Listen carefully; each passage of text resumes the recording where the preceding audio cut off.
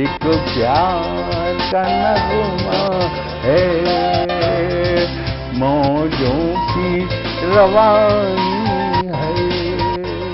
आए ऋतुराज तो बिसार सब काज, कोई मीठी मीठी धुन गुनगुनाने लगी धरती। हंसा के जड़वत जीवन को चेतन चाटा बदल गया।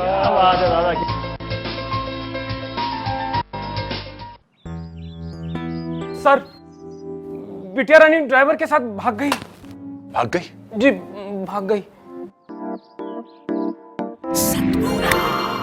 अरे कोई बात नहीं, उसे तो बचपन से भागने का शौक है। सतमोला खाओ, कुछ भी पचाओ।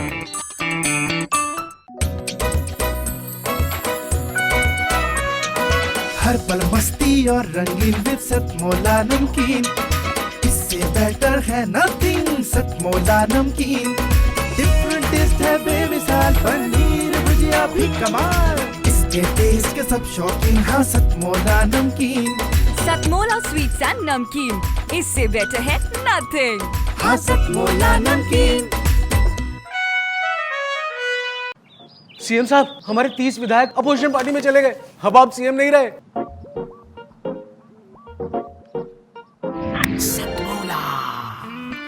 तो अब नया सीएम कौन बन रहा है? Tell me. सतमोला खाओ, कुछ भी पचाओ। जितना जी में आए खाओ, बस खाते ही खाते जाओ। डरने की क्या बात है जब सतमोला साथ है। टेस्ट है इसका सबसे निराला, हर दिल पर जादू कर डाला। स्वाद स्वाद में जमकर खाया, सतमोला ने खूब बचाया। खाने से डरता है क्या? सतमोला। नमस्कार, सतमोला कवियों की चौपाल में आप सभी दर्शकों का हार्दिक स्वागत है। पिछले शूट पर हमने बताया था सतमोला कवियों की चौपाल 17 वर्ष कंप्लीट कर 18वें वर्ष में प्रवेश कर रहा है। आज परम सौभाग्य है कि आज हम उसी 18वें वर्ष में प्रवेश पर साधना टीवी के ही स्टूडियो में हम आगे के कार्यक्रम किया करेंगे, ऐसी हम आपको सहर्ष घोषणा कर रहे हैं।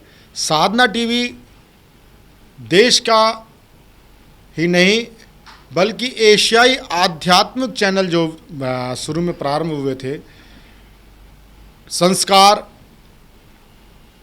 साधना टीवी और आस्था टीवी, ये प्रारंभिक चैनल है और ये चौथा सैटेलाइट था साधना टीवी, जिस पे ये गौरव प्राप्त हुआ। Jain TV, Zee news, Zee network, star network और जैन नेटवर्क के बाद साधना ने अपना अलग से सैटेलाइट अपना प्रारंभ किया था।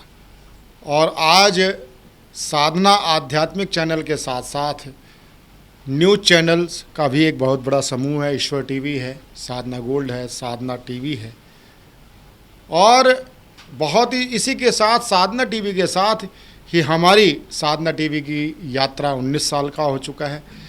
साधना टीवी के प्रारंभ के 1 वर्ष बाद हम जुड़े और आज भी हम 18 वर्ष में हम प्रवेश कर चुके हैं।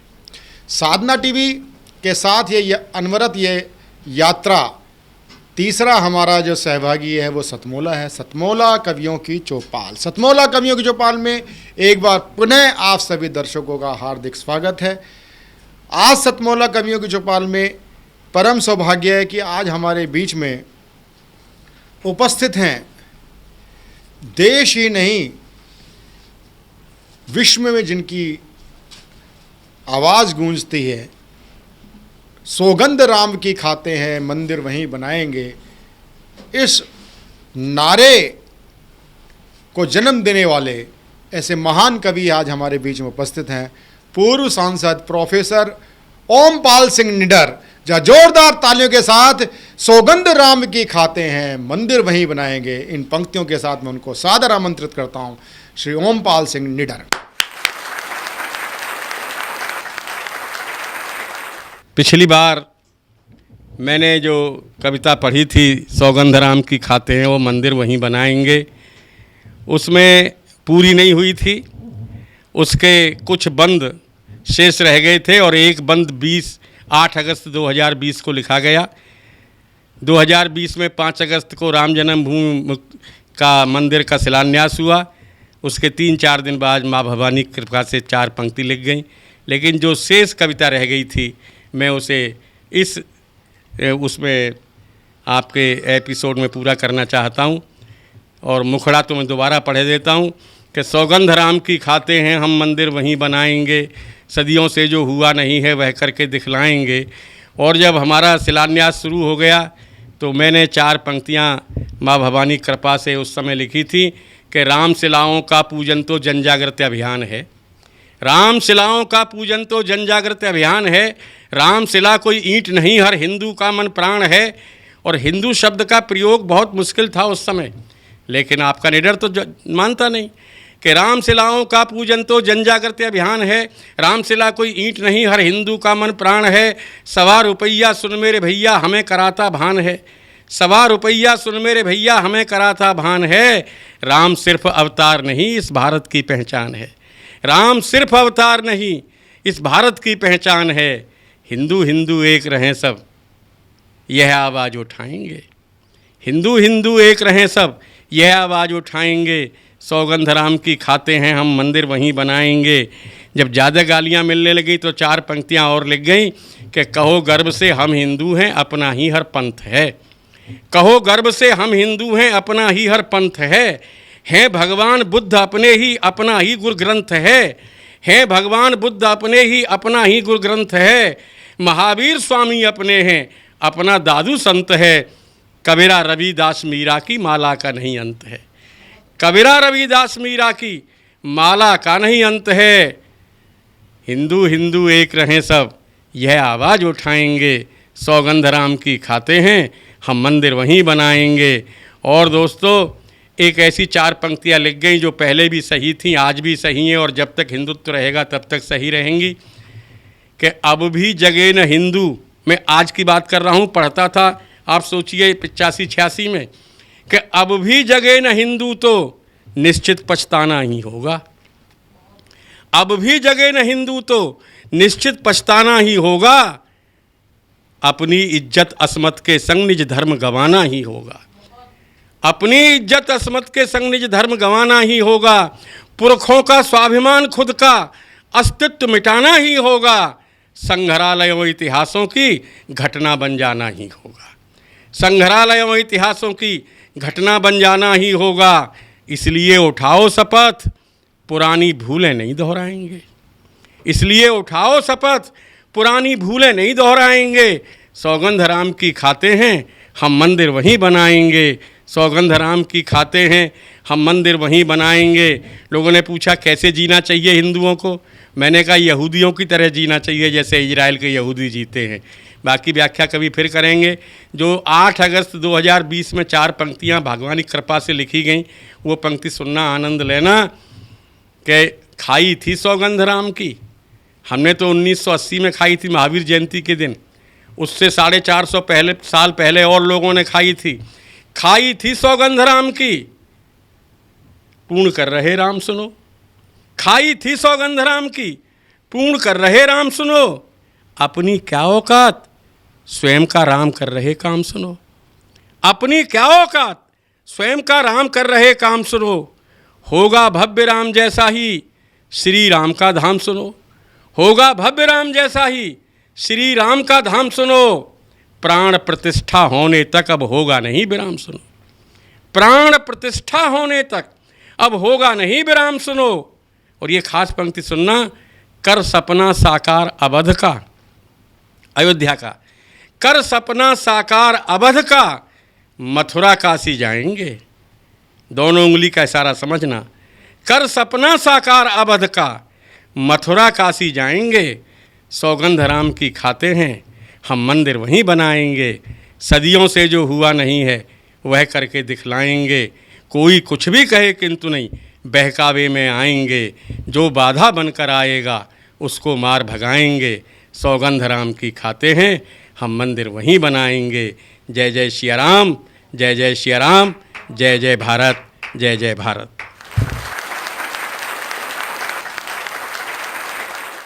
आपने सतमोला कवियों की चौपाल में प्रोफेसर रामपाल सिंह निडर जी को सुना। प्रोफेसर रामपाल सिंह निडर जी को एक बार मैंने ये कहते हुए सुना था कि मुझे एक बार प्रधानमंत्री बना दो। प्रधानमंत्री तो नहीं बने, प्रधानमंत्री के उल्टे बन गए, वो बने एमपी।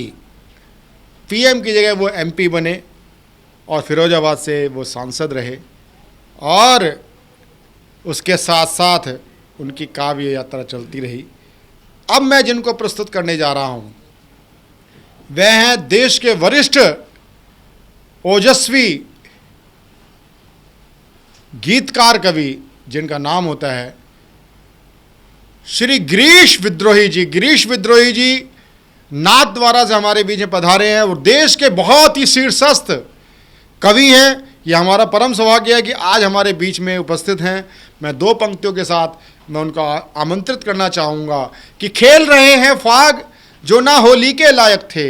अरे खेल रहे हैं फाग जो ना होली के लायक थे। अरे गद्दी पे बैठे हैं वो जो गोली के लायक थे, गोली के लायक थे।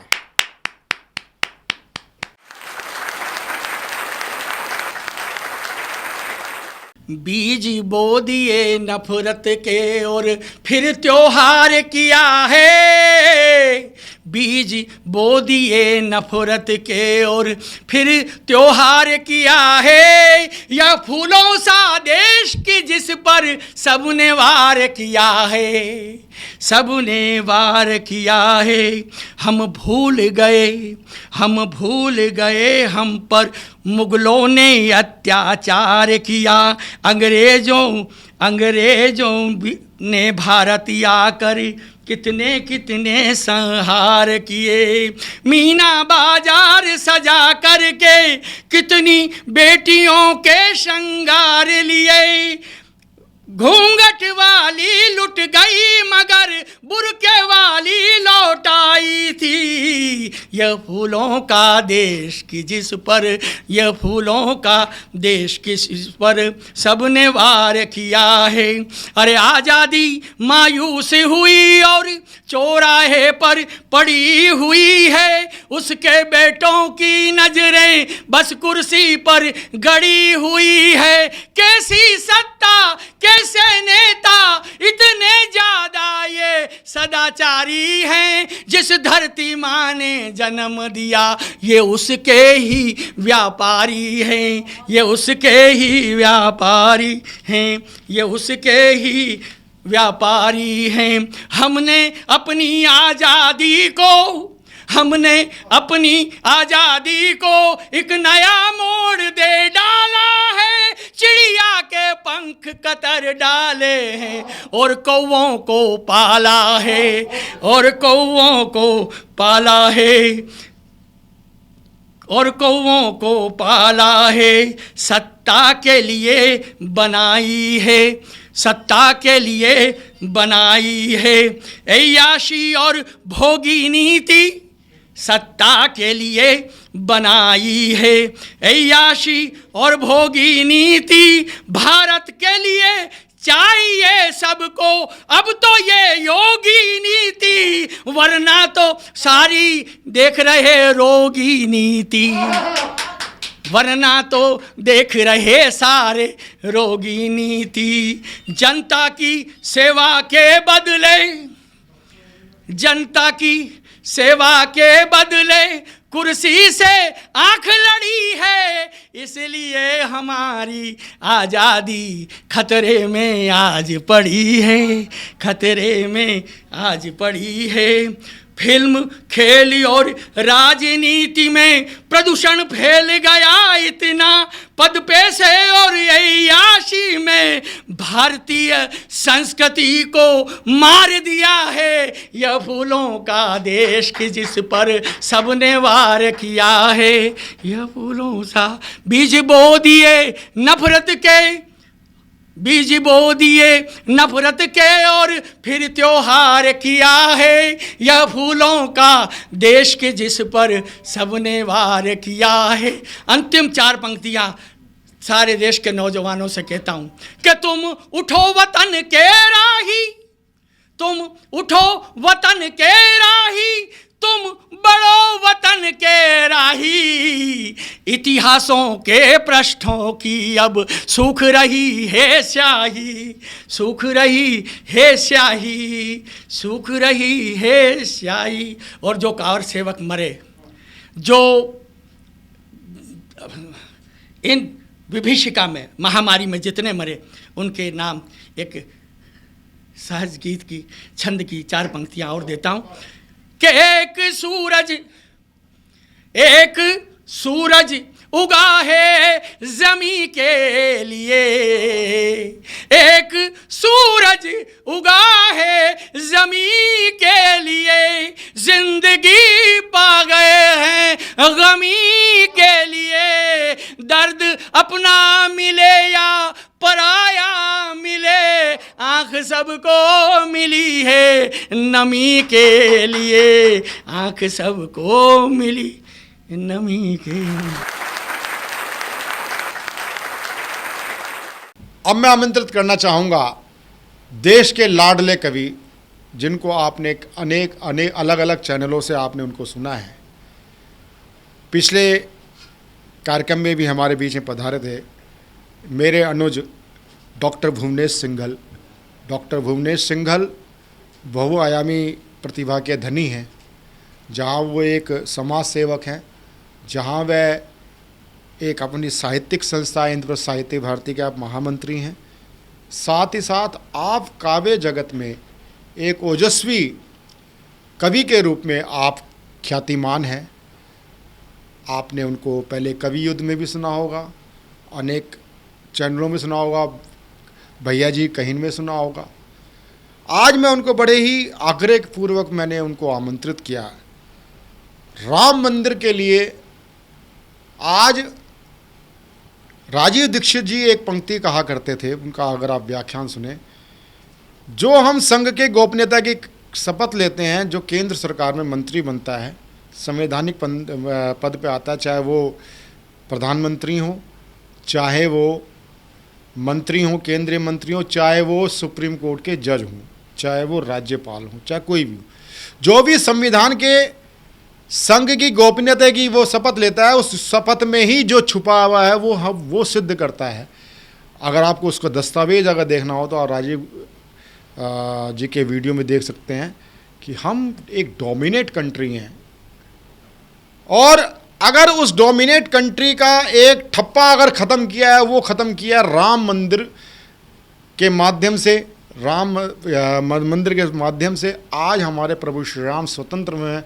इस बात को सुपुष्ट करने के लिए मैं आमंत्रित करता हूं एक ओजस्वी गीत के लिए, राम गीत के लिए, डॉक्टर भुवनेश सिंघल। जोरदार तालियों के साथ हम उनका स्वागत।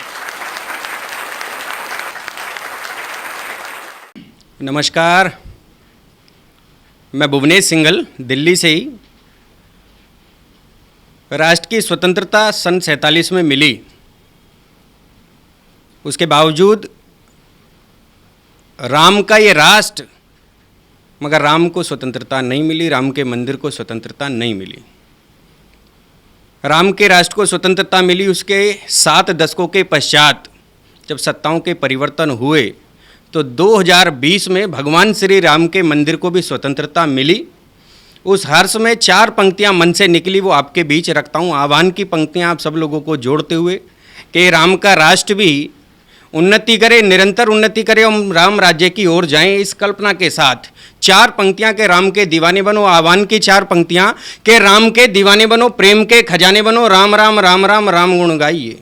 राम के दीवाने बनो, प्रेम के खजाने बनो, राम राम राम राम राम गुण गाइए। दिलों में बसा के राम, होठों में सजा के नाम, जीवा में मधुरता के स्वाद को जगाइए, और फिर देखो मेरे राम कर देंगे सारे काम। एक बार राम जी का ध्यान तो लगाइए, एक बार राम जी का ध्यान तो लगाइए, और सबकी है शान राम मेरे भगवान राम। राम जी का काज यही राम राज लाइए, राम जी का काज यही राम राज लाइए। और राम राज्य कैसे आएगा? सत्ताएं जो प्रयास कर रही हैं वो तो निश्चित रूप से उससे परिवर्तन होगा, मगर हम सब लोगों का सहयोग भी सत्ताओं को चाहिए। आप सब लोगों का निरंतर यदि सहयोग मिलता रहेगा तो इस राष्ट्र में राम राज्य निश्चित रूप से आएगा। 4 पंक्तियों से और जोड़ता हूं आपको, राष्ट्र की ओर जाता हूं। ये राम का राष्ट्र है तो राम से राष्ट्र की ओर चलता हूं कि राम करे श्याम करे करे सब देवता। ये आह्वान रूपी 4 पंक्तियां भगवान से प्रार्थना की गई है। राष्ट्र की ओर चलता हूं कि राम करे श्याम करे करे सब देवता। ये मेरे इस देश का उद्धार कर दीजिए, देशद्रोही धर्मद्रोही ऐसे सब पापियों का मेरे प्रभु राम संहार कर दीजिए, और देश पे जो चोट करे उनको सपोर्ट करे। ऐसे मीर जाफरों पे वार कर दीजिए, ऐसे जयचंदों पे वार कर दीजिए, और भारत में छांट छांट शत्रुओं का शीश काट अब के लड़ाई आर पार कर दीजिए, अब के लड़ाई आर पार कर दीजिए। और ये लड़ाई ऐसे ही आर पार नहीं हो जाने वाली कि हम कविता की 4 पंक्तियां मंच पर कह दें और ये लड़ाई आर पार नहीं होगी। आप सब लोगों को जागृत होना पड़ेगा।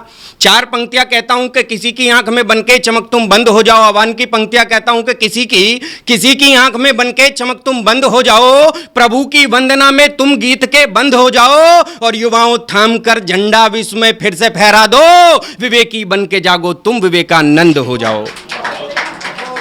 जब आप विवेकानंद बनने की कल्पना को आधार देंगे तो निश्चित रूप से राम राष्ट्र अपने परम वैभव को प्राप्त कर लेगा। 4 पंक्तियां और कहना चाहता हूं। अच्छे दिन की बात जब चली तो अच्छे दिन क्या है, सबकी परिभाषाएं अलग अलग हो सकती हैं। एक छंद के माध्यम से कहा कि अच्छे दिन अब मांगते अच्छे अच्छे लोग, अच्छे दिन अब मांगते अच्छे दिन अब मांगते अच्छे अच्छे लोग, और मानो जैसे हो गया मंगते वाला रोग, और मंगते वाला रोग हुआ है इनको भारी। नमो नमो का जाप जपे हैं बारी बारी, और मंदिर मंदिर पहुंच रहे सब बिगड़े बच्चे, इसको ही तो कहते यारो दिन है अच्छे, इसको ही तो कहते यारो दिन है अच्छे। 4 पंक्तियां और कहता हूं इस राष्ट्र की ओर लौटना चाहता हूं। एक कविता भगत सिंह के ऊपर मन है सुनाऊं। 4 पंक्तियों से आपसे जुड़ने का साहस करता हूं कि यह भारत यूं नहीं होता। हम बहुत पहले समृद्ध हो चुके होते और अधिक संपन्न हो चुके होते, शायद कहीं विश्व गुरु भी हो चुके होते, पुनः हो चुके होते, मगर क्या कारण रहे, कवि के रूप में खोज करने का प्रयास किया कि यह भारत यूं नहीं होता, यह भारत यूं नहीं होता अगर जयचंद ना होता, ये भारत यूं नहीं होता अगर जयचंद ना होता, मुखौटा बांध बैठा मीर जाफर संग ना होता, और किसी भी वृक्ष के कटने की गाथा यूं नहीं होती, कुल्हाड़ी के अगर पीछे वृक्ष का अंग ना होता। हम जब भी चले गए अपने राष्ट्र के गद्दारों से चले गए, वरना शत्रु देश में तो इतना साहस नहीं था कि वो हमें हरा पाता। एक कविता मन है कि भगत सिंह के लिए आपके बीच में रखूं। भगत सिंह और उनकी मां का संवाद, बहुत ज्यादा लंबी भूमिका नहीं बनाऊंगा। भगत सिंह के विषय में आप सब लोग जानते हैं। एक छोटी सी कविता भगत सिंह और उसकी मां का संवाद देखिएगा कि एक बार की बात भगत यूं अपनी माता से बोला, एक बार की बात भगत यूं अपनी माता से बोला, मात भारती की सेवा में दिल ये मेरा है डोला, भारत मां पर संकट है गोरों की काली दृष्टि है। अपनी मां से कहते हैं भगत सिंह कि भारत मां पर संकट है गोरों की काली दृष्टि है, तार तार है आंचल मां का गम की ओलावृष्टि है, दे मुझको आशीष ही मां भारत मां को बचा सकूं, संकट भारत का हरने को गर्दन हंस के कटा सकूं, और दर्द ने होगा मुझे मौत का मस्तक मेरा चूम जरा, दे मुस्काकर मुझे विदाई हंसकर पगली झूम जरा, और वीरों का इतिहास गढ़ूंगा बातें सुन ले सच्ची तू, और कोख तेरी मां पूजित होगी है बस सबसे अच्छी तू, कोख तेरी मां पूजित होगी है बस सबसे अच्छी तू, और दूध पिया जो मैंने तेरा आज उबाले मार रहा। भगत सिंह कहते हैं अपनी मां से कि दूध पिया जो मैंने तेरा आज उबाले मार रहा, भारत मां का कर्ज चुका दूं तेरा मुझ पर भार रहा, और तेरे दूध का कर्ज चुकाने पुनः जन्म मा लूंगा मैं, गर तुम मुझको माफ करेगी मरकर नहीं मरूंगा मैं। और इतना कहकर भगत सिंह तब घर से बाहर निकल गया, वो सीधा क्रांतिकारियों के वीर मार्ग पर निकल गया, और राम प्रसाद बिस्मिल से उसको मानो गुरु महान मिले, शेखर जैसे भाई मिले थे, चंद्र बोस दिन मान मिले, और बटुक सुखदेव गुरु से उसकी यारी गहरी थी, और अंग्रेजों के सत्ता वाली मगर हुकूमत बहरी थी, अंग्रेजों के सत्ता वाली मगर हुकूमत बहरी थी, और बहरी सत्ता को लेकिन जनता की बात सुनानी थी, बहरी सत्ता को लेकिन जनता की बात सुनानी थी, स्वर बनूंगा मैं जनता का उसने मन में ठानी थी, और निकल गया वो बम हाथ ले और असेंबली पहुंच गया। निकल गया वो बम हाथ ले और असेंबली पहुंच गया। चलती कार्यवाही में भी बम वहां पर फेंक दिया और घायल ना हो, लेकिन कोई उसका यही तो लक्ष्य था, बहरों को आवाज सुनाऊं, यही तो निर्णय अक्षय था। और बम फटा जब बीच असेंबली, आवाजें दिल चीर गई और अंग्रेजी मजबूत हुकूमत की हिल पूरी नींव गई। अंग्रेजी मजबूत हुकूमत की हिल पूरी नींव गई। लेकिन वीर भगत सिंह तब भी फोड़ के बम को डटा रहा, अंग्रेजों की कैद में जाना यही सोच वो हटा रहा और केस चलाता भगत वीर पर। जज ये बोला बतलाओ बम कहां से बनवाया था, सच को सम्मुख ले आओ। और बम बनाया था खुद मैंने, बम बनाना आता है। भगत सिंह कहते हैं कि बम बनाया था खुद मैंने, बम बनाना आता है। मगर गवाह ये बोला था कि ये तो झूठ बताता है और बम अरे बनता है कैसे मैं तुमको दिखलाता हूं, एक एक कर सूत्र सभी अब मैं तुमको सिखलाता हूं। और इतना सुनकर भगत सिंह ये बोला मकसद ये ही था और बम बनाना सीखे सारा भारत, मतलब यही था कि बम बनाना सीखे सारा भारत, मतलब यही था। और सुनो गवाही देने वाले कल भारत ये जागेगा, सुनो गवाही देने वाले कल भारत ये जागेगा। बम बनाया कैसे जाता अखबारों से जानेगा और भारत का हर बच्चा बच्चा काल बनेगा गोरों को। अंग्रेजी सरकार हिलाने जाल बनेगा गोरों को, तोड़ेगा जंजीर गुलामी की बन करके बम यहां, मुक्त करेगा मात भारती गोरों किए कैद यहां। मेरा इतना ही मकसद था चिंगारी एक सुलगाऊं, युवा देश का जाग उठे फिर भले मौत को पा जाऊं। और ये मेरी मृत्यु सबक बनेगी, सारा भारत जागेगा और अंग्रेजों का एक एक सैनिक जान बचाकर भागेगा, अंग्रेजों का एक एक सैनिक जान बचाकर भागेगा।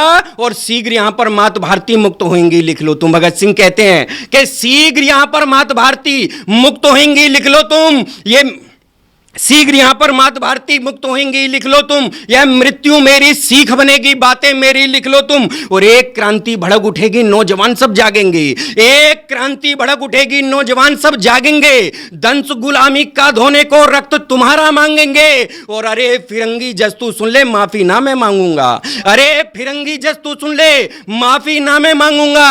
मकसद पूरा यही करूंगा, नहीं यहां से भागूंगा। और चाहे काला पानी दे दे, चाहे सूली चढ़वा दे, एक मरेगा 100 जन्मेंगे, क्यों ना फांसी लटका दे। और मेरी मृत्यु वो उत्सव होगी, सारी दुनिया देखेगी। और एक भगत था जन्मभूमि का नाम गर्व से बोलेगी, एक भगत था अंतिम पंक्तियों की ओर लेकर चलता हूं। एक भगत था जन्मभूमि का नाम गर्व से बोलेगी। और मातृभूमि के प्रति ये जज्बा जज ने कभी ना देखा था कि मातृभूमि के प्रति ये जज्बा, अंतिम पंक्तियां कहता हूं कि मातृभूमि के प्रति ये जज्बा जज ने कभी ना देखा था। एक युवा मरने को आतुर, कैसा दृश्य अनोखा था। 23 साल का युवा मात्र था मगर हौसला भारी था। मातृभूमि की आजादी का वो झंडा बरदारी था और कंट गया था सूख और खुद जज भी रोया था चिपकर।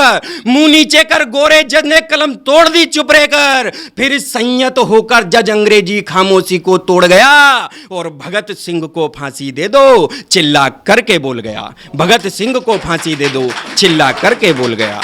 धन्यवाद।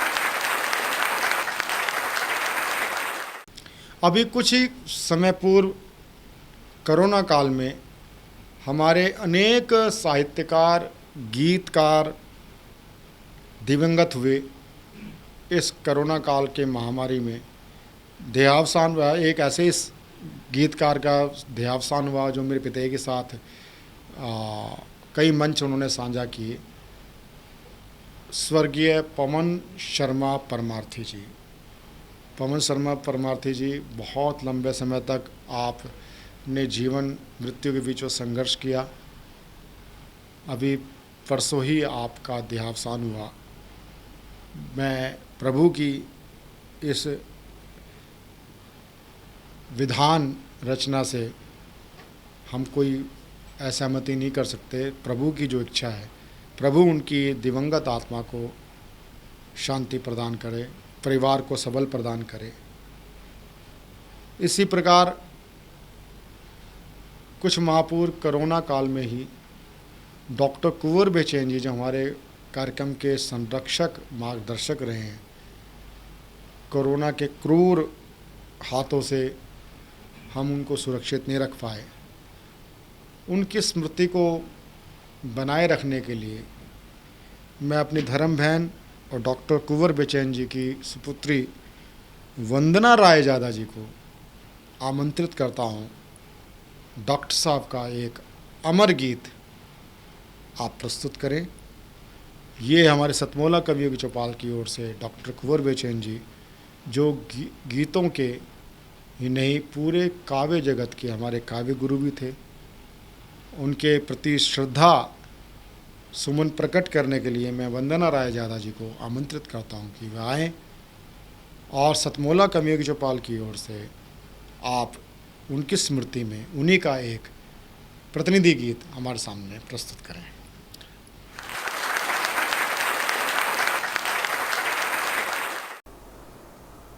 मैं वंदना कुंवर रायजादा वैशाली गाज़ियाबाद से अपने पिता डॉक्टर कुंवर बेचैन जी का एक गीत प्रस्तुत कर रही हूँ, जो गीत उन्होंने मेरे विवाह के समय लिखा और वो गीत मेरे विवाह के कार्ड के साथ भी छपा था। उस गीत को पढ़कर लगता है कि कैसे बिना कहे ही वो मेरे मन की बात कैसे जान गए कि एक बेटी जब अपने माता पिता को छोड़कर ससुराल जाती है तो उसके मन में क्या क्या हलचल होती है, वो इस गीत में आप महसूस कर पाएंगे। गीत का शीर्षक है बेटियां। बेटियां शीतल हवाएं हैं, बेटियां शीतल हवाएं हैं, जो पिता के घर बहुत दिन तक नहीं रहती। बेटियां शीतल हवाएं हैं, ये तरल जल की परातें हैं, लाज की उजली कनातें हैं। है पिता का घर हृदय जैसा, है पिता का घर हृदय जैसा, ये हृदय की स्वच्छ बातें हैं। बेटियां पावन ऋचाएं हैं, जो बेटियां पावन ऋचाएं हैं। बात जो मन की कभी खुलकर नहीं कहती, बेटियां शीतल हवाएं हैं, जो पिता के घर बहुत दिन तक नहीं रहती। बेटियां शीतल हवाएं हैं। है चपलता प्रीत प्यारे की, है चपलता प्रीत पारे की, और दृढ़ता ध्रुव सितारे की। कुछ दिनों इस पार हैं लेकिन, कुछ दिनों इस पार हैं लेकिन, नाव है ये उस किनारे की। बेटियां ऐसी घटाएं हैं, जो छलकती हैं भंवर बनकर नहीं बहती। बेटियां शीतल हवाएं हैं, जो पिता के घर बहुत दिन तक नहीं रहती, बेटियां शीतल हवाएं हैं, बेटियां शीतल हवाएं हैं। देश के अजीम शायर, ख्याति नाम शायर असद परवाज जी दिल्ली में ही रहते हैं और दिल्ली के ही नहीं बल्कि भारत के चुनिंदा शायरों में से हैं। मैं बड़े ही आदर के साथ उनको आमंत्रित करता हूं, वह अपनी शायरी प्रस्तुत करें। असद परवाज जी।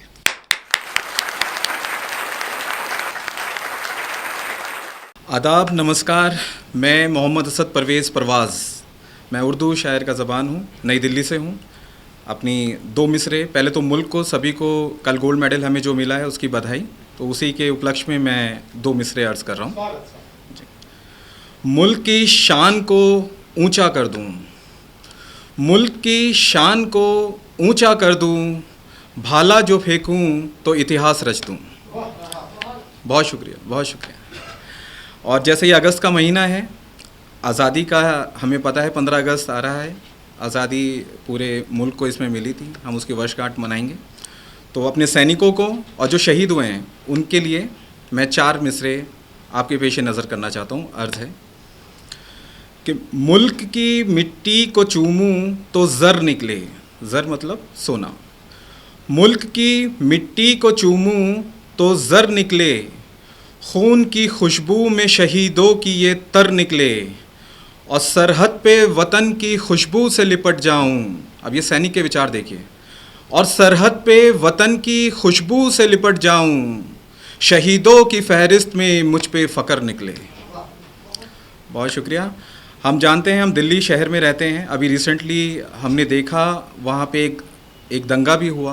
तो हिंदुस्तान में जब भी इस तरीके की मजहबी दंगे होते हैं या इस तरह की परेशानियां होती हैं, तो एक आम हिंदुस्तानी के दिल में क्या ख्यालात आते हैं, उस पे मेरी गज़ल और मतला अर्ज़ है ये कि ये हमारी क्या पहचान है, ये हमारी क्या पहचान है, मैं हिंदू और तू मुसलमान है।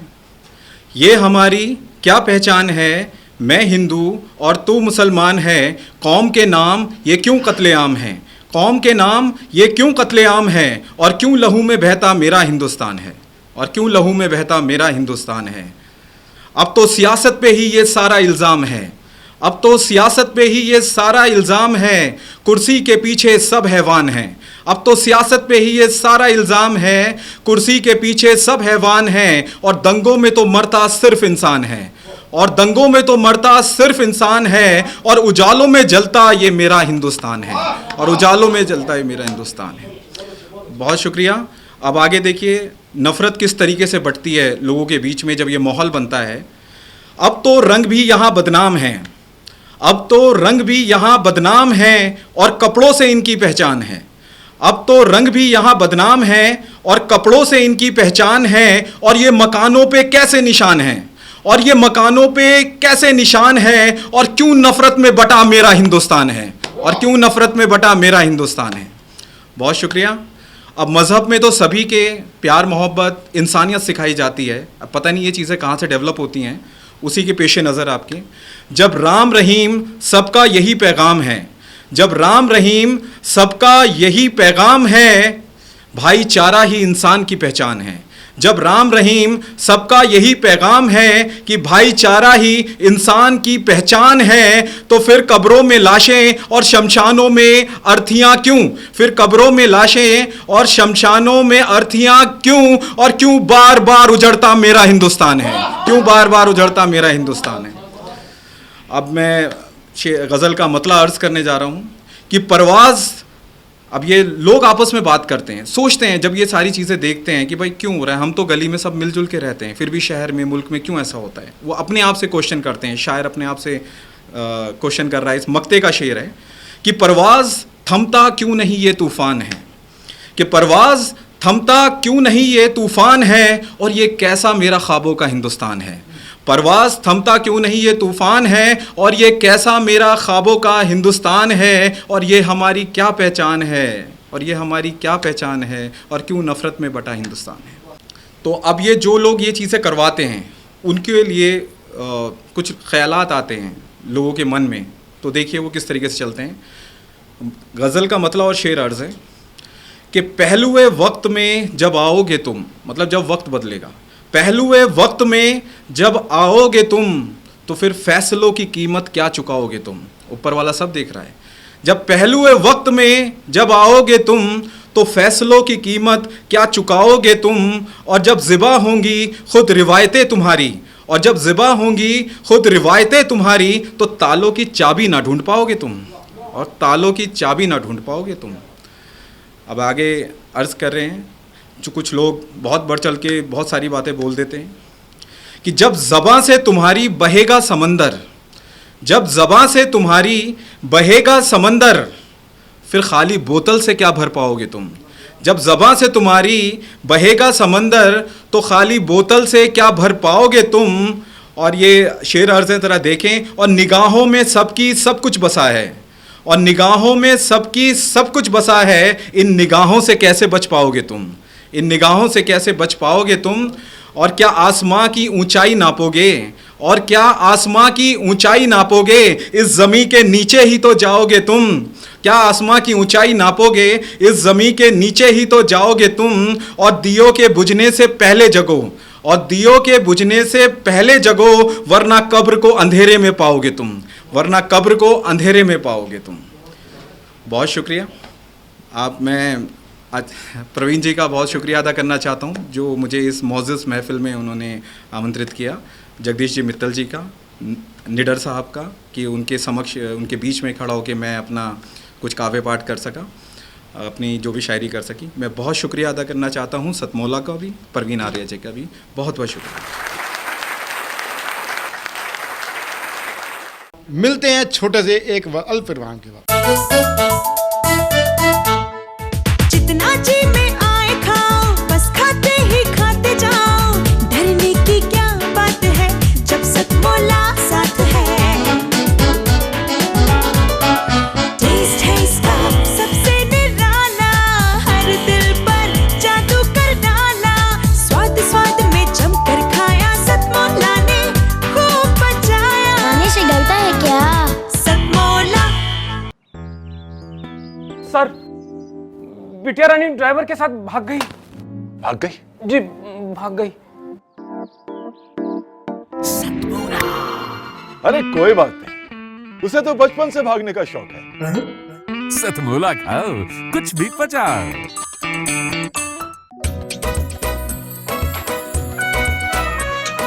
हर पल मस्ती और रंगीन विद सतमौला नमकीन, इससे बेटर है नथिंग। सतमौला नमकीन डिफरेंट टेस्ट है बेमिसाल, पनीर भुजिया भी कमाल, इसके टेस्ट के सब शौकीन। हाँ सतमौला नमकीन, सतमोला स्वीट्स एंड नमकीन, इससे बेटर है नथिंग।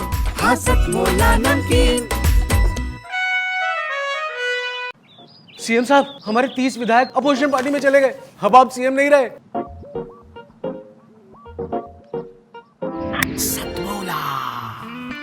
तो अब नया सीएम कौन बन रहा है?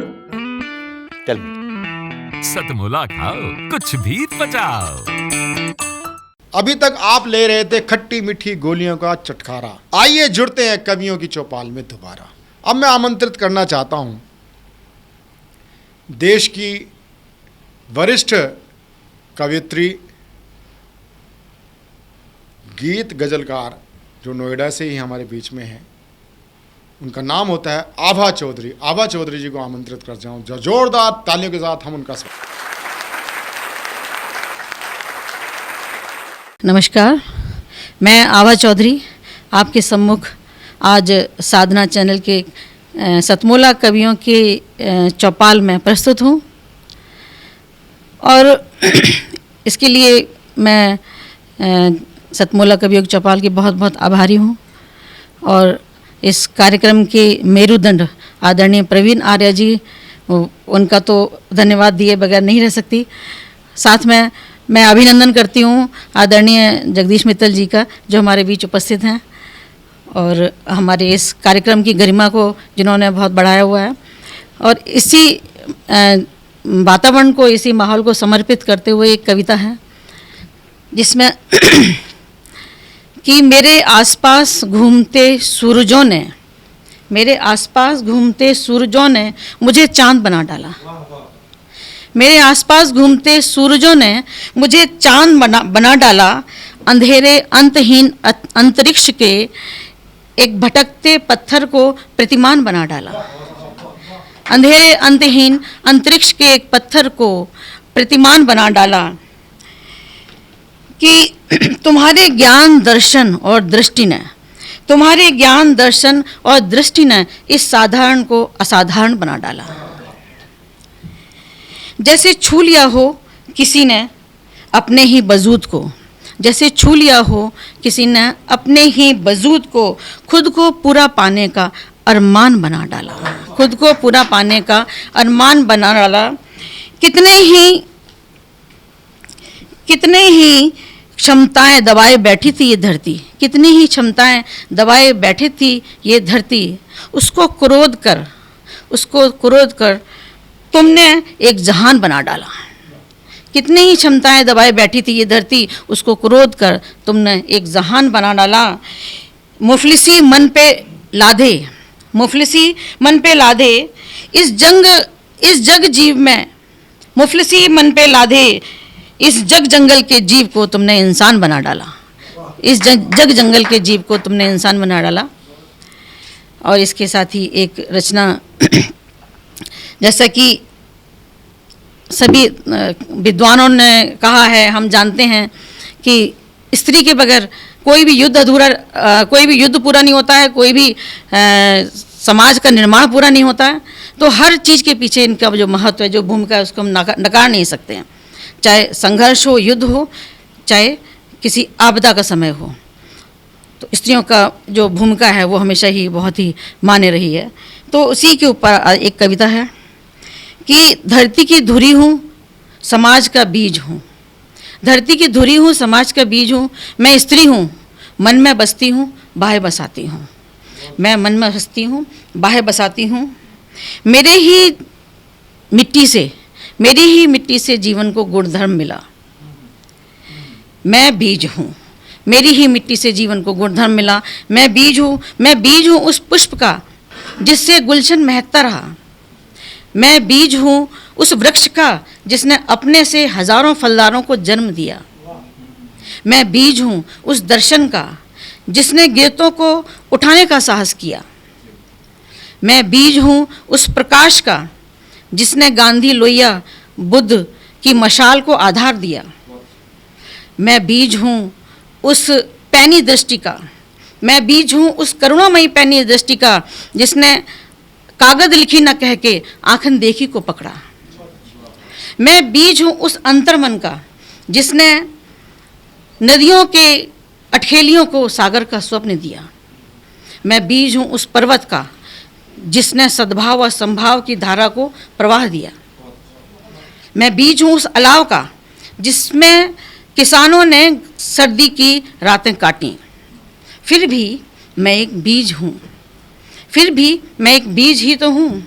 धरती की परतें ओढ़े, डरी सहमी, ऊंचे नीले हरे वितानों को ताकती, निहारती, सराहती, पास बुलाती, एक बीज ही तो हूँ। मेरे अंदर तुम्हारे हर सवाल का जवाब है। मुझ में ही तुम्हारी हर क्षति की पूर्ति है। मुझ में ही तुम्हारे अश्रुओं की धारा है। तो मुझ ही में है तुम्हारे होठों की हर मुस्कुराहट। फिर भी मैं एक बीज ही तो हूँ, फिर भी मैं एक बीज ही तो हूँ।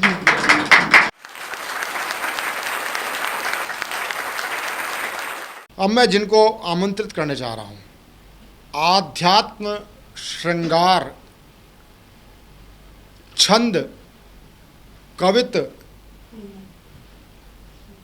का जो सामंजस्य लेके आए हैं, ऐसे कवि का नाम होता है भरत त्रिपाठी, देवगढ़ राजस्थान से। बहुत ही श्रेष्ठ कृष्ण का जो रूप उन्होंने अपने कविता के माध्यम से उकेरा है वो हमारे दिलों पे छा गया है। ऐसे भाई भरत त्रिपाठी को मैं बड़े ही श्रद्धा भाव से आमंत्रित करता हूँ। श्री भरत त्रिपाठी। सादर नमस्कार, मैं कवि भरत त्रिपाठी और आपके बीच में उस धरती से आया हूँ जो राजस्थानी साहित्य की बहुत बड़ी कलमकार, पद्मश्री, राजस्थान रत्न रानी लक्ष्मी कुमारी चुंडावत की धरती है। देवगढ़ से आपके बीच में हूँ और आपके बीच में अपनी कुछ पंक्तियों से शुरुआत करता हूँ। जैसा कि काले रंग के लिए कोई इसे है दृष्टि से देखता है, कोई किसी दृष्टि से देखता है, मैं 4 पंक्तियों से आपको बताता हूँ क्या है काला रंग। निवेदन करता हूँ कि नफरत से ना देखो सांवली सूरतिया को, सांवरे कन्हैया की तो राधा भी दीवानी थी। कि नफरत से ना देखो सांवली सूरतिया को, सांवरे कन्हैया की तो राधा भी दीवानी थी। गोकुल की हर एक गोपी की जुबान पर मनमोहन के रंग रूप की कहानी थी। और उन्हीं गिरधारी जी के प्रेम की अगन में तो हुई कुर्बान मीरा रानी की जवानी थी। और काहे गोरे रंग पे गुमान करते हो भाई, काले कान्हा की तो सारी दुनिया दीवानी थी। तो ये काला रंग है, लेकिन ये कभी कभी तकलीफ भी देता है। अब एक बार मेरी पत्नी ने मुझे कहा कि आप सफ़ेद कपड़े पहना करो, आप अच्छे लगोगे। तो पत्नी की बात मानते हुए मैंने सफ़ेद शर्ट, सफ़ेद पैंट, सफ़ेद टोपी, बिल्कुल वाइट एंड वाइट होकर के जब पत्नी के सामने गया तो पत्नी ने जो मुझे जवाब दिया उसे मैंने एक छंद के रूप में आपके बीच में प्रस्तुत करने का प्रयास किया है। 4 पंक्तियाँ निवेदन करता हूँ। आप कल्पना ये कीजिएगा कि मैं खड़ा हूँ और बिल्कुल सफ़ेद कपड़ों में आपके सामने खड़ा हूँ। और 2 शब्दों का ध्यान रखिए, थोड़े प्रादेशिक शब्द हैं। मकोड़ा, मकोड़ा कहते हैं चींटे को, और बताशा, बताशा आप जानते ही हैं। बस ये 2 शब्द ध्यान रखिएगा और ये ध्यान रखिएगा मैं सफ़ेद कपड़ों में आपके बीच में खड़ा हूँ। निवेदन करता हूँ, पत्नी मुझे कह रही है कि सौंदर्य तुम्हारा आज देख के चकित हुई, तन में ये रक्त दुगनी गति से दौड़ा है। कि सौंदर्य तुम्हारा आज देख के चकित हुई, तन में ये रक्त दुगनी गति से दौड़ा है। अति सुंदर जामुन जैसे गाल हैं तुम्हारे, देखो नाक लगती कोई जला हुआ पकोड़ा है। कि अति सुंदर जामुन जैसे गाल हैं तुम्हारे, देखो नाक लगती कोई जला हुआ पकोड़ा है। तो 16 श्रृंगार आज तुमने किए हैं पूरे, सुंदरता का तुमने रिकॉर्ड आज तोड़ा है। कपड़े सफ़ेद पहने तो ऐसा लगता है, बताशे से जैसे कोई निकला मकोड़ा है। तो ये स्थितियाँ भी बन जाती है। लेकिन जब ठाकुर जी ने जिस रंग को, मेरे कान्हा ने जिस रंग को धारण किया हो तो वो रंग तो सर्वश्रेष्ठ होगा। मैं उन्हीं कान्हा के को समर्पित करते हुए मेरे कुछ सवैये छंद हैं जो मैंने ठाकुर जी पे लिखे हैं। मैं साधना टीवी को और सतमोला कवियों के चौपाल को बहुत बहुत धन्यवाद देता हूं कि उन्होंने मुझे अवसर प्रदान किया। और मैं ठाकुर जी पर अपनी कुछ पंक्तियां, कुछ सवैये छंद आपके बीच में प्रस्तुत करता हूं। निवेदन करता हूं कि श्याम सुदर्शन हे मधुसूदन, श्याम सुदर्शन हे मधुसूदन, कृष्ण निरंजन दर्शन दीजिए। श्याम सुदर्शन हे मधुसूदन, कृष्ण निरंजन दर्शन दीजिए। हे मन मोहन हे रवि लोचन, अच्युत निर्गुण दर्शन दीजिए। हे यदुनंदन मस्तक चंदन, निर्मल वंदन दर्शन दीजिए। हे भय हारण हे भव तारण, हे दुख भंजन दर्शन दीजिए। हे भय हारण हे भव तारण, हे दुख भंजन दर्शन दीजिए। केशव माधव दीन दयाल, जपू नट नागर दर्शन दीजिए। केशव माधव दीन दयाल, जपू नट नागर दर्शन दीजिए। हे अपराजित देव रसाल, रटू मुरलीधर दर्शन दीजिए। दिव्य चतुर्भुज हे जगपाल, सुरेश मनोहर दर्शन दीजिए। तो भक्त पुकार करें ब्रजबाल, अरे करुणा कर दर्शन दीजिए। भक्त पुकार करें ब्रजबाल, अरे करुणा कर दर्शन दीजिए। राहत के वृष भानु लली, राह तके वृष भानु लली अरु कुंज गली, प्रभु दर्शन दीजे। हाथ धरो प्रभु पुष्प कली, कर ले मुरली प्रभु दर्शन दीजे। तो दर्शन पाकर मृत्यु भली, दर्शन पाकर मृत्यु भली, तड़पे मछली प्रभु दर्शन दीजे। तो नाथ दयानिधि कृष्ण छली, मन आस पली प्रभु दर्शन दीजे। नाथ दयानिधि कृष्ण छली, मन आस पली प्रभु दर्शन दीजे। तो रास रचा कर गीत सुना, नवनीत चुरा कर दर्शन दीजे। रास रचा कर गीत सुना, नवनीत चुरा कर दर्शन दीजे। वेणु बजा कर गाय चरा, मन मीत सुधा कर दर्शन दीजे। पास बुला कर नींद जगा कर, पास बुला कर नींद जगा कर, दीन दिवा कर दर्शन दीजे।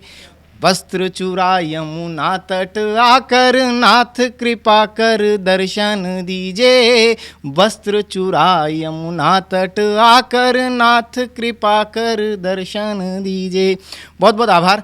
एक छोटा सा गीत आपके बीच में, क्योंकि कन्हैया की बात चली है और कन्हैया का गीत सुनाने के बाद सिर्फ एक ही विषय ऐसा होता है जिस पर हम कोई चीज़ या कोई कविता सुना सकते हैं, वो होता है प्रेम।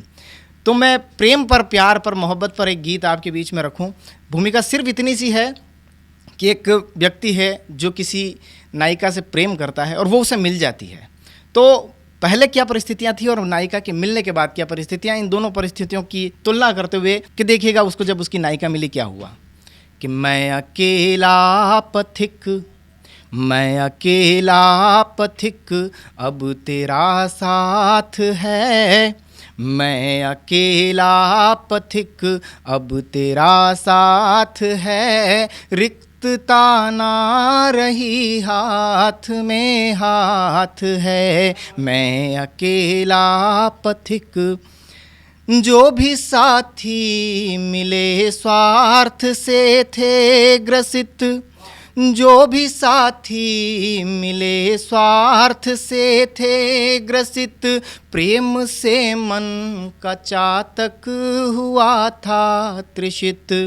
स्वाति नक्षत्र में, स्वाति नक्षत्र में जैसे बरसात है। रिक्तता ना रही, हाथ में हाथ है। मैं अकेला पथिक, मैं अकेला चला राह में शूल थे।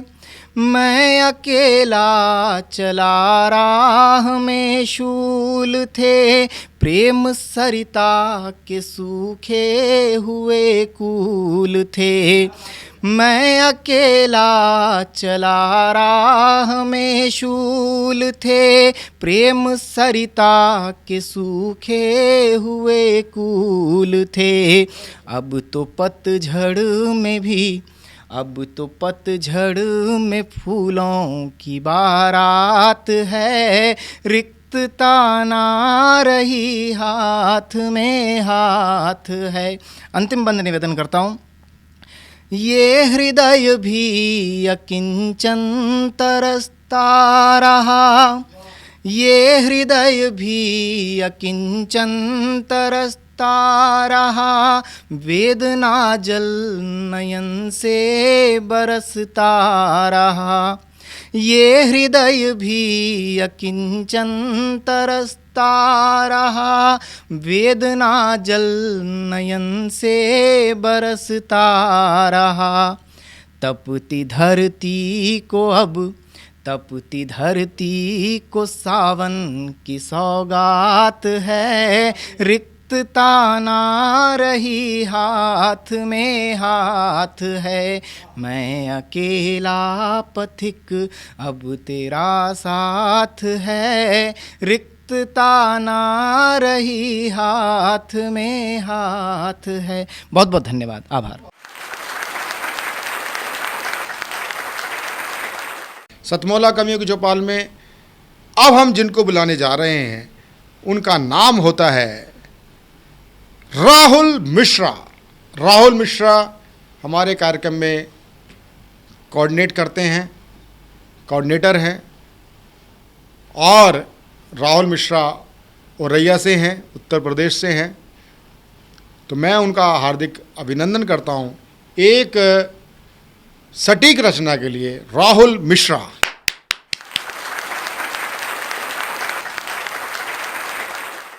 सबसे पहले स्वतंत्रता दिवस की सभी को बहुत बहुत बधाइयाँ, और सतमूला कवियों की चौपाल ने मेरे को मौका दिया है, इसके लिए उनका बहुत बहुत धन्यवाद। जिसने भी सुना है, देखा है, उसने यही कहा है कि कमाल है ये जो सतमूला कवियों की चौपाल है।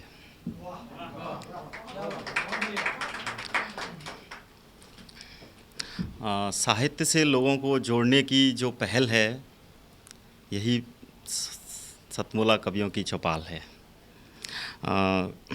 कुछ पंक्तियाँ प्रस्तुत कर रहा हूँ।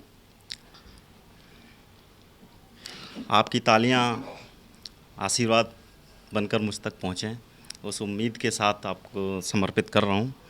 देशभक्ति कविता है। कोयल की कुहकूं भंवरों का गुंजन भी लिख सकता हूँ, चंदा की किलकन लहरों का यौवन भी लिख सकता हूँ।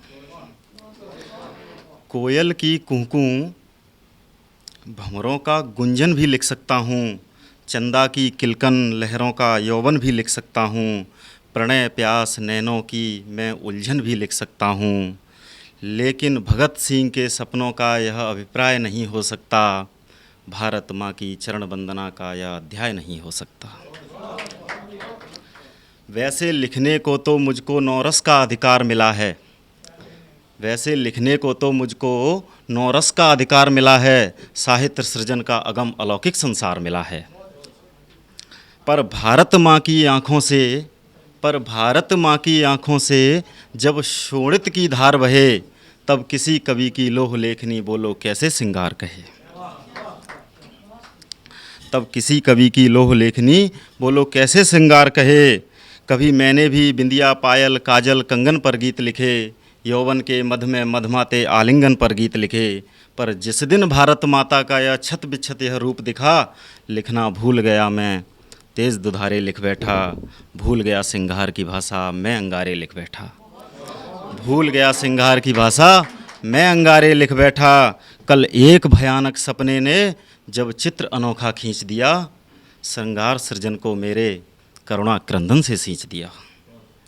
ये हिंसा का मारा भारत पूछ रहा था गांधी से, कब जन्मेगा भगत सिंह इस शोषण की आंधी से। कब जन्मेगा भगत सिंह इस शोषण की आंधी से। तब भगत सिंह जी को 4 पंक्तियां समर्पित करता हूँ। सब कुछ लुटा दिया था, सब कुछ लुटा दिया था, क्या उनको घर-बार नहीं था। भूल गए नाते रिश्ते, क्या उनको परिवार नहीं था। क्या राखी के धागों का उन पर अधिकार नहीं था। क्या बूढ़ी माँ की आँखों में बेटों का प्यार नहीं था। क्या बूढ़ी माँ की आँखों में बेटों का प्यार नहीं था। आज़ादी की खातिर लड़ते वह सूली पर झूल गए, आज़ाद देश के वासी बलिदान उन्हीं का भूल गए। पर आज़ाद देश के वासी बलिदान उन्हीं का भूल गए। तब हरिओम पवार जी की 4 पंक्तियों से कविता को जोड़ता हूँ। पर हम वो कलम नहीं जो बिक जाती हों चौबारों में, हम शब्दों की दीपशिखा हैं अंधियारे चौबारों में। हम बाड़ी के राजदूत हैं, सच पर मरने वाले हैं, डाकू को डाकू कहने की हिम्मत रखने वाले हैं। डाकू को डाकू कहने की हिम्मत रखने वाले हैं। तब तक जनता के अधरों पर डर के ताले हैं, तब बनकर हम पंचजन्य हर दिन दीप जलाएंगे। बागी हैं हम इंकलाब के गीत सुनाकर जाएंगे। बागी हैं हम इंकलाब के गीत सुनाकर जाएंगे। गांधी के सपनों का भारत टूटे लेता है, यहाँ चमन में माली खुद ही कलियाँ लूटे लेता है। निंदिया के आंचल में जब सारा जग सोता होगा, राजघाट पर चुपके चुपके तब गांधी रोता होगा। लेकिन हम अपनी कविता से अंगारे दहकाएंगे, बागी हैं हम इंकलाब के गीत सुनाकर जाएंगे। 2 पंक्तियाँ दिनकर जी को समर्पित करता हूँ और उसके बाद विदा लेता हूँ। कलमकार का फर्ज रहा है अंधियारों से लड़ने का, राजभवन में राज मुकुट के आगे तनकर अड़ने का।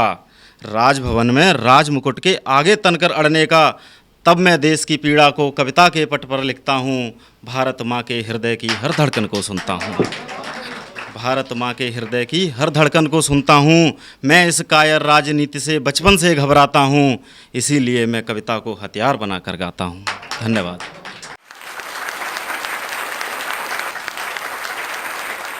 सतमौला कवियों की चौपाल का परम सौभाग्य है कि हिमाचल जिला मंडी, आप हमारी अखिल भारतीय साहित्य परिषद मंडी इकाई के आप हमारे माननीय आजीवन सदस्य हैं और हिमाचल से, मंडी से हमारे बीच में पधारे हैं।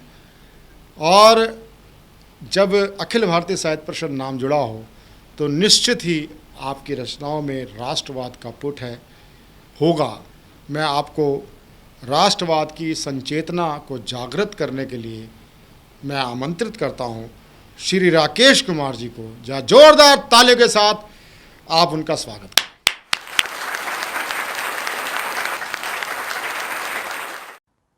आप सभी को नमस्कार। प्रस्तुत है मेरी आज की कविता सरिता सी जनमन भिगो रही है। हर जगह सजा है मजमा, डुगडुगी बज रही है, मदारी है खेल खेल रहा, हर शख्स तमाशवीन हो रहा है, हर शख्स तमाशवीन हो गया है। कहीं चल रही रामायण तो कहीं महाभारत हो रहा है, कहीं पढ़ी जा रही है गीता तो कहीं गरुड़ पुराण हो रहा है। हमें कहते हैं आदमी, हमें कहते हैं आदमी, पर कितने आदमी आदमी बन पाते हैं। पूरा होना नहीं है मकसद मेरा, रहकर अधूरा ही तो तुझसे जुड़ पाता हूँ। अब जिंदा है मुझ में तू मेरे मालिक, बसता है कण कण में तू ही तू।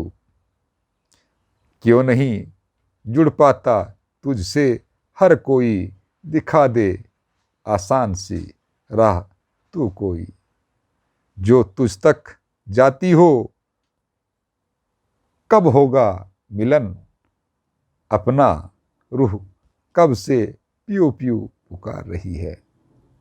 रूह कब से प्यू प्यू पुकार रही है, पीर बर्फ सी जम रही है, विरह की तपन से पिघल रही है।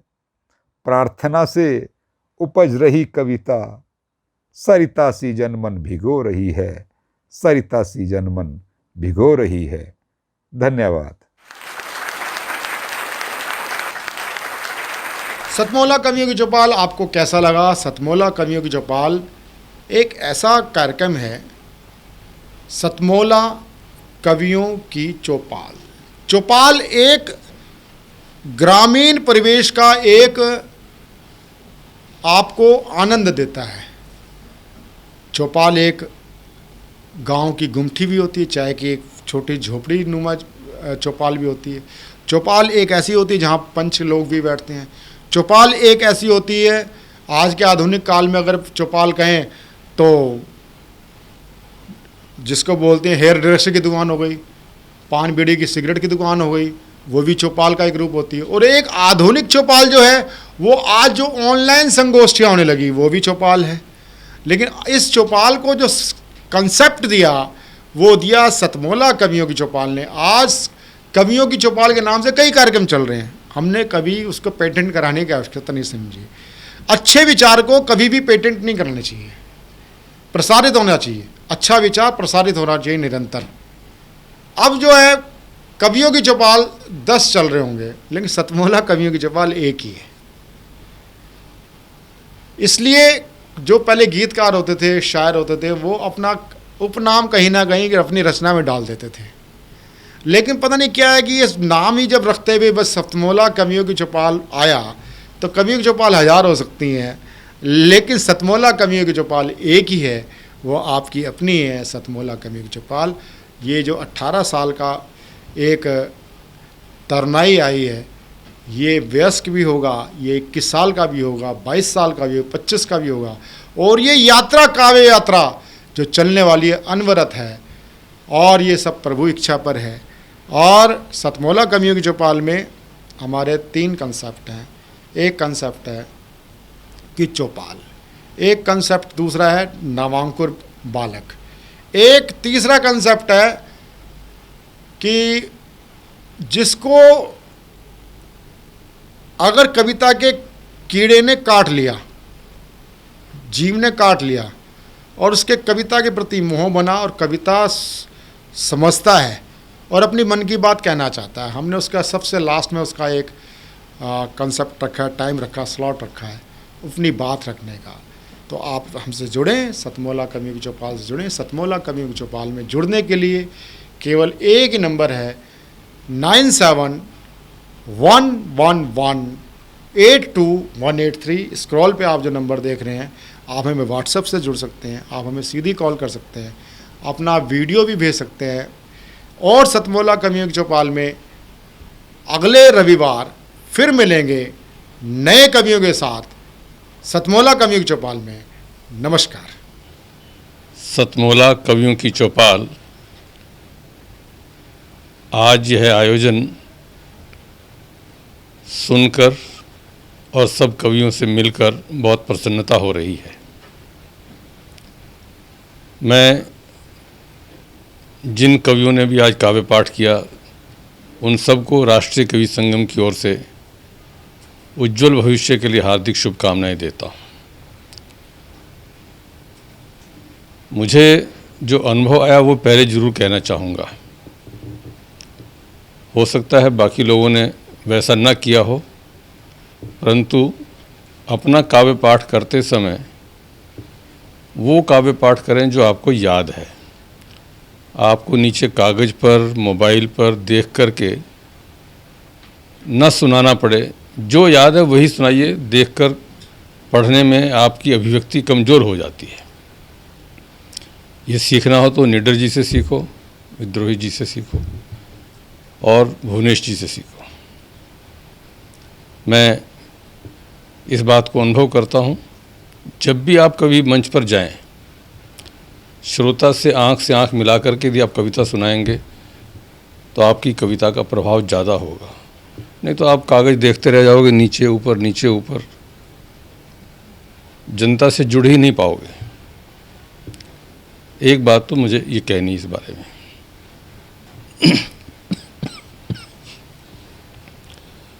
दूसरी बात, दूसरे कवियों की पंक्तियाँ आप प्रारंभ में बोल दो तो अच्छा है, बीच में रामधारी सिंह दिनकर को लाएंगे और हरिओम पंवार को लाएंगे और तालियां उनकी कविता पर बजेंगी, और तो ये एक प्रकार का थोड़ा सा धोखा है कि हम, जहाँ कुछ लोगों को मैंने सुना है, जब उनकी खुद की कविता कहीं कमज़ोर होने लगती है तो 4 पंक्तियाँ किसी दूसरे कवि की ला करके और वो तालियां बज जाएंगे, फिर रिस्टार्ट हो जाएंगे। तो इससे भी बचना चाहिए। और तीसरी बात, आप जो कुछ भी लिखते हैं, लिखने के बाद किसी अपने वरिष्ठ कवि को दिखाइए, जिससे कि उसमें कुछ और सुधार हो। तो वो कविता तो मूलतः आपकी ही रहेगी, और उसमें किसी वरिष्ठ कवि जिसको आपका परिचय है, जिससे आपका परिचय है, उसको दिखाइए। वो 1, 2, 3 शब्द ही आपको ऐसे सुझा देगा कि कविता कहीं की कहीं पहुंच जाएगी। और कोई भी व्यक्ति परिपूर्ण नहीं होता। बड़े बड़े कवि भी लिखते हैं तो लिख करके जिस पर उनका आत्मीयता का संबंध होता है वो कहता है, मुझे 4 पंक्तियाँ मेरे ध्यान में आई हैं, ज़रा इसको देखो यार। वो क्या करता है? कुछ नहीं करता। अरे यार, इसकी जगह ये शब्द हो जाएगा तो सचमुच में वैसा हो जाता है। तो हम अपने आप को इतना बड़ा ना मान लेंगे, बस मेरा लिखा हुआ अब इसको कोई दूसरा ठीक कर ही नहीं सकता, इससे बढ़िया कुछ हो ही नहीं सकता। तो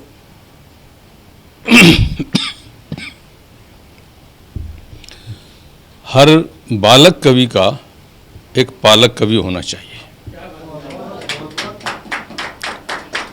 सभी अपने अपने जीवन में किसी न किसी को, बहुत लोग हैं, किसी को भी अपना पालक मानिए, उसको दिखाइए।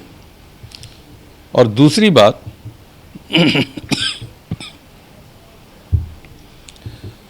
हर पालक कवि का एक बालक कवि होना चाहिए।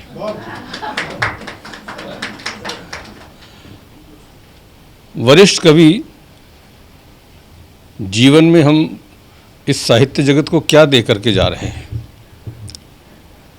हमने अपने हाथ से किसी को कलम पकड़ना सिखाया, कुछ लिखना सिखाया। ये करेंगे तो हमें संतोष होगा कि हमने अपना कवि धर्म निभाया। अभी गिरीश जी ने कहा कि यानी पेट के लिए ये किया, पेट के लिए वो किया, और अंत में बहुत सार्थक पंक्ति दे गए कि देश के लिए पेट को बेच दिया। बहुत सही बात उन्होंने कही। तो ऐसे बहुत सारी बातें वरिष्ठ कवियों के पास में हैं। मैं चाहूँगा कि वो अपने ओर से भी 5-5 बालक कवि तैयार करें।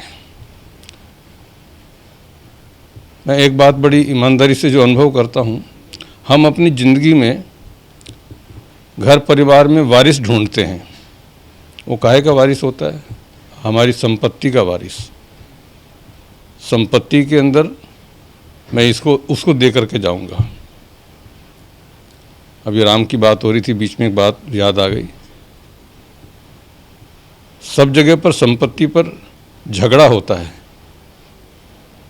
रामायण में संपत्ति पर झगड़ा नहीं, संपत्ति की जगह सब लोग अपने ऊपर विपत्ति लेना चाह रहे हैं। वो वनवास में जा रहा है तो भरत कह रहा है नहीं, मैं तो ज़मीन में गड्ढा खोद करके वहाँ रहूँगा। तो सबने अपने अपने जीवन में त्याग किया। तो ऐसे जिस विषय की मैं बात कर रहा था कि हमारे जीवन में बालक तैयार करना है, और वो बालक, हाँ, वारिस की मैं बात कर रहा था। वो वारिस हमारा संपत्ति का वारिस तो हो सकता है, आपके साहित्य का वारिस नहीं हो सकता। आपको यदि अपने साहित्य का वारिस तैयार करना है तो ऐसे ही बालक कवियों में से मिलेगा कोई। और घर में जो वारिस है वो वारिस आपको साल में एक बार श्राद्ध के दिनों में स्मरण करके अपना दायित्व पूरा कर लेगा कि चलो भाई ये भी एक कर्म कांड है, कहीं कुछ हो ना जाए, कोई पूर्वजों को आशीर्वाद में कमी ना रख दें, इतनी मात्र होता है। और सबकी इच्छा होती है मेरे मरने के बाद लोग मुझे याद रखें, याद करें। जाना सबको है, सबको पता है, फिर भी चाहते हैं मरने के बाद मैं जीवित कैसे रह सकूं। बेटा जीवित नहीं रख सकता, क्षमा करना। आपको साहित्य के क्षेत्र में जीवित रखेगा तो आपका वो बालक कवि रखेगा, जो मंच पर जाते समय कहेगा कि मैं 4 पंक्तियां सबसे पहले अपने उन गुरुदेव के चरणों को समर्पित करता हूं जिन्होंने मुझे कलम पकड़ना सिखाया, लिखना सिखाया है। वो जीवन भर जब तक वो रहेगा तो आपको किसी न किसी रूप में हर मंच पर आपकी उपस्थिति देता रहेगा। तो इसलिए हर बालक कवि का कोई पालक कवि चाहिए और हर पालक कवि का कोई बालक कवि चाहिए। हर बालक कवि का कोई पालक कवि चाहिए और हर पालक कवि का कोई बालक कवि चाहिए। हमारे पास तो राष्ट्रीय कवि का कोई पालक कवि चाहिए और हर पालक कवि का कोई बालक कवि चाहिए। हमारे पास तो राष्ट्रीय कवि का कोई पालक कवि चाहिए और हर पालक कवि का कोई बालक कवि चाहिए। हमारे पास तो राष्ट्रीय कवि का कोई पालक कवि चाहिए और हर पालक कवि का कोई बालक कवि चाहिए। हमारे पास तो राष्ट्रीय कवि का कोई पालक कवि चाहिए और हर पालक कवि का कोई बालक कवि चाहिए। हमारे पास तो राष्ट्रीय कवि का कोई पालक कवि चाहिए और हर पालक कवि का कोई बालक कवि चाहिए। हमारे पास तो राष्ट्रीय कवि का कोई पालक कवि चाहिए और हर पालक कवि का कोई बालक कवि चाहिए। हमारे पास तो राष्ट्रीय कवि का कोई पालक कवि चाहिए और हर पालक कवि का कोई बालक कवि चाहिए। हमारे पास तो राष्ट्रीय कवि का कोई पालक कवि चाहिए और हर पालक कवि का कोई बालक कवि चाहिए। हमारे पास तो राष्ट्रीय कवि का कोई पालक कवि चाहिए और हर पालक कवि का कोई बालक कवि चाहिए। हमारे पास तो राष्ट्रीय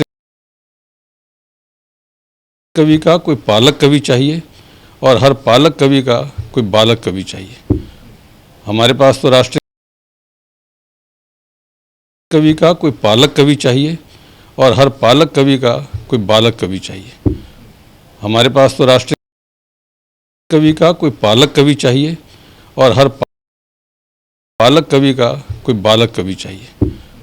हमारे पास तो राष्ट्रीय कवि का कोई पालक कवि चाहिए और हर पालक कवि का कोई बालक कवि चाहिए। हमारे पास तो राष्ट्रीय कवि का कोई पालक कवि चाहिए और हर पालक कवि का कोई बालक कवि चाहिए। हमारे पास तो राष्ट्रीय कवि का कोई पालक कवि चाहिए और हर पालक कवि का कोई बालक कवि चाहिए। हमारे पास तो राष्ट्रीय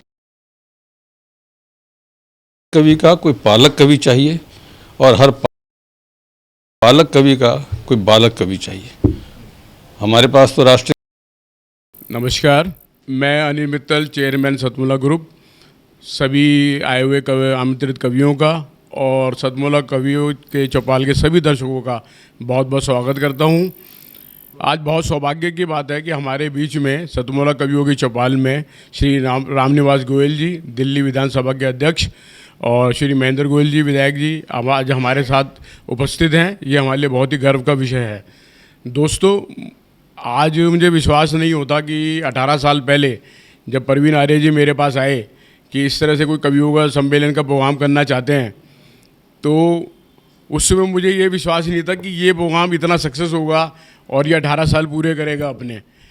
और मैं उनकी बात से बिल्कुल सहमत था कि ये जो कवि हमारे भी जो हैं हमारे, ये एक हमारी धरोहर है हमारे समाज की।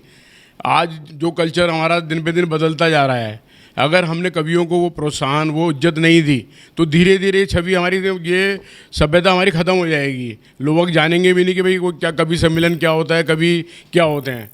तो मेरा मानना है कि हम लोगों को उनको पूरा मौका मिलना चाहिए, पूरी इज्जत मिलनी चाहिए। उसी उद्देश्य के अंदर सतमोला हमेशा अग्रसर रहा है। सतमोला कवियों की चौपाल को आज 18 साल हो गए हैं और हर साल दशहरे पे हम लोग बालाजी रामलीला कमेटी में एक बहुत बड़ा कवि सम्मेलन करते हैं सतमोला कवियों की चौपाल का, और उसमें जाने माने कवि आते हैं। और मुझे लगता है दिल्ली का शायद सबसे अच्छा कवि सम्मेलन में वो अपना जगह बनाता जा रहा है। और ये बड़े गर्व का विषय है कि सतमोला कवियों की चौपाल में करीब 15,000 से ज़्यादा कवि अपना योगदान दे चुके हैं। और मैं आने वाले टाइम, आने के लिए जो नए कवि हैं उन सबको भी इस स्टेज पे आमंत्रित करता हूँ कि वो आएँ और अपनी योग्यता को प्रकट करें। धन्यवाद। बहुत धन्यवाद आप सभी का। अखिल भारतीय साहित्य परिषद द्वारा संचालित सतमोला कवियों की चौपाल नामक ये जो कार्यक्रम है, ये अपने आप में इसलिए महत्वपूर्ण है कि केवल ये कार्यक्रम ही नहीं है, बल्कि यहाँ पर नवांकुर, नए नए कवि, नए नए कवयित्रियाँ इस मंच पर आकर के अपनी कविताओं को प्रस्तुत करती हैं, जो सारे संसार के अंदर जाता है। तो ये बहुत बड़ा मंच है, एक प्रकार से कार्यशाला जैसी है। तो इसलिए आप सभी लोग इस कार्यक्रम से जुड़ें, नए नए बच्चे यहाँ पर आएँ, बहुत अच्छा लगेगा। हमारा आशीर्वाद इस पूरी संस्था के लिए है, सतमोला कवियों की चौपाल के लिए है, और आप सभी के प्रति हमारा मन में बहुत स्नेह है, बहुत प्यार है। आप सब आएँ और इस प्रकार से यहाँ पर अपनी कविताओं को इस मन से सुना करके उपकृत हों और उपकृत करें भी हम सभी।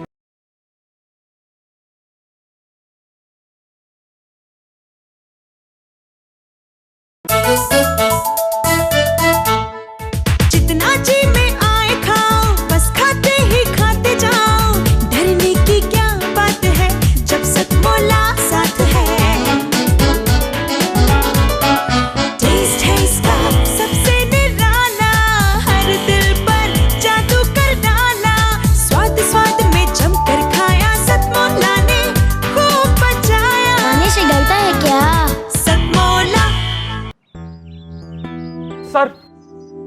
बिटिया रानी ड्राइवर के साथ भाग गई।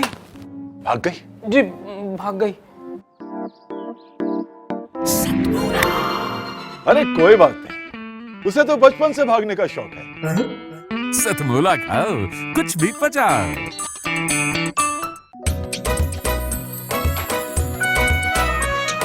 हर पल मस्ती और रंगीन विद सतमोला नमकीन, इससे बेटर है नथिंग। सतमोला नमकीन डिफरेंट टेस्ट है बेमिसाल, पनीर भुजिया भी कमाल, इसके टेस्ट के सब शौकीन। हाँ सतमोला नमकीन, सतमोला स्वीट्स एंड नमकीन, इससे बेटर है नथिंग। हाँ सतमोला नमकीन। सीएम साहब, हमारे 30 विधायक अपोजिशन पार्टी में चले गए। अब आप सीएम नहीं रहे।